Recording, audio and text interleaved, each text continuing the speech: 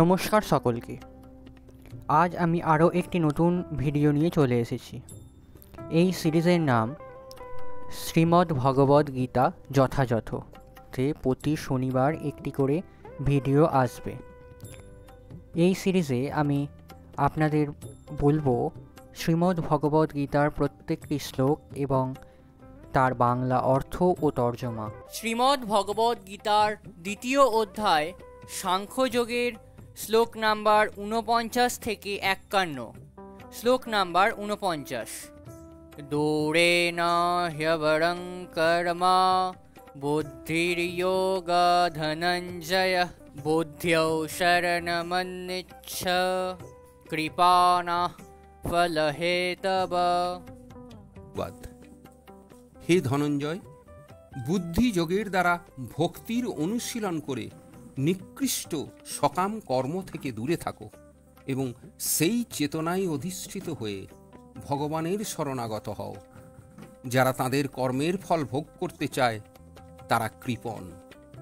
তাৎপর্য: ভগবানের নিত্য দাস রূপে যিনি নিজের স্বরূপের কথা উপলব্ধি করতে পেরেছেন, তিনি কৃষ্ণ ভাবনাময় কর্ম ব্যতীত আর সব কিছুই পরিত্যাগ করেন। বুদ্ধিযোগ হচ্ছে ভগবানের অপ্রাকৃতিক প্রেমময় সেবা। এই সেবাই সমস্ত জীবের যথার্থ কর্তব্য কর্ম।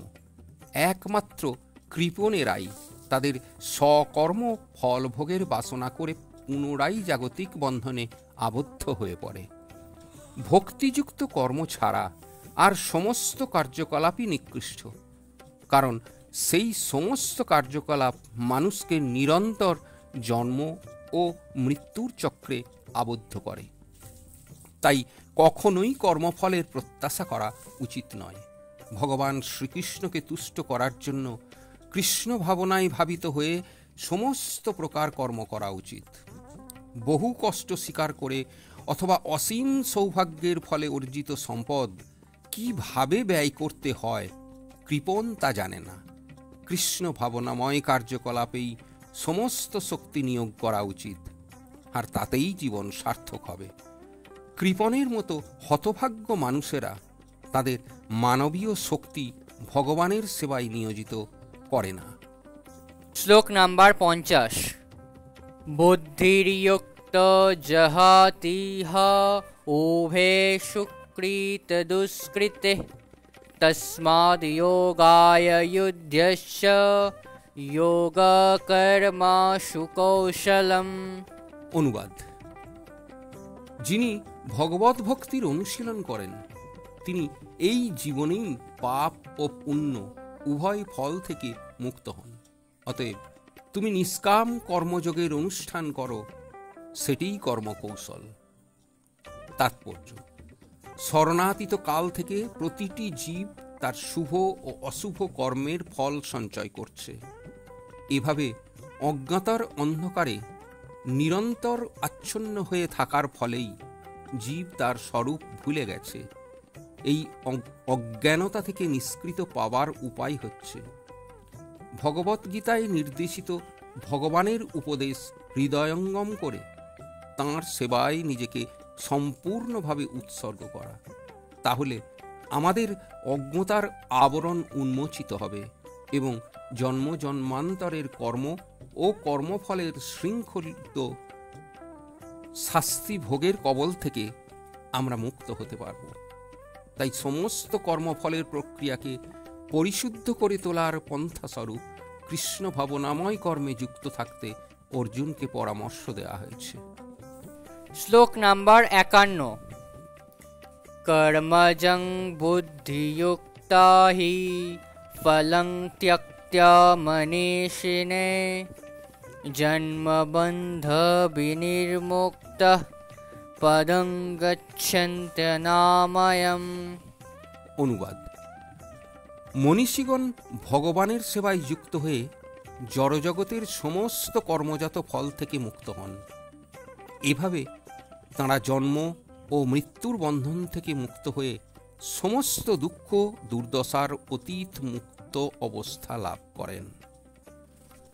তাৎপর্য: আমাদের অজ্ঞানতার জন্য আমরা বুঝতে পারি না যে এই জড়জগৎ দুঃখ দুর্দশায় পরিপূর্ণ, যেখানে প্রতিটি পদক্ষেপই বিপদসংকুল। অজ্ঞানতার বশবর্তী হয়ে অল্প বুদ্ধিসম্পন্ন মানুষেরা সকাম কর্মের মাধ্যমে সামঞ্জস্য বিধান করার চেষ্টা করে এবং মনে করে যে এই ধরনের কার্যকলাপ তাদের সুখী করবে। তারা জানে না যে এই জড়জগতের কোনো দেহই ক্লেশমুক্ত জীবন প্রদান করতে পারবে না। জন্ম, মৃত্যু, জরা, ব্যাধিরূপ ক্লেশময় জীবন জড়জগতের সর্বত্র বর্তমান।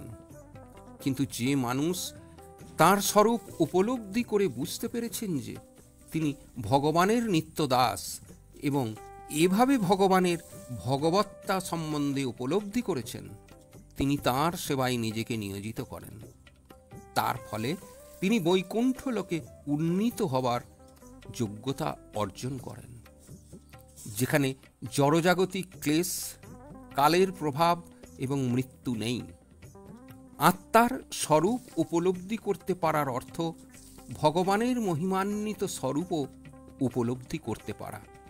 ভ্রান্তিবশত যে মানুষ মনে করে ভগবান ও জীব একই স্তরে অবস্থিত, সে অজ্ঞানের অন্ধকারে আচ্ছন্ন এবং তার পক্ষে ভক্তি সহকারে ভগবানের সেবায় নিয়োজিত হওয়া কখনোই সম্ভব নয়। সে নিজেকে ভগবান বলে মনে করে এবং এভাবে জন্ম মৃত্যুর আবর্তে আরও গভীরভাবে নিমজ্জিত হয়। কিন্তু যিনি বুঝতে পেরেছেন যে সেবা করাই তাঁর পরম কর্তব্য, তিনি নিজেকে ভগবানের সেবায় নিয়োজিত করার মাধ্যমে অবিলম্বে বৈকুণ্ঠ লোকে উত্তীর্ণ হবার যোগ্যতা অর্জন করেন।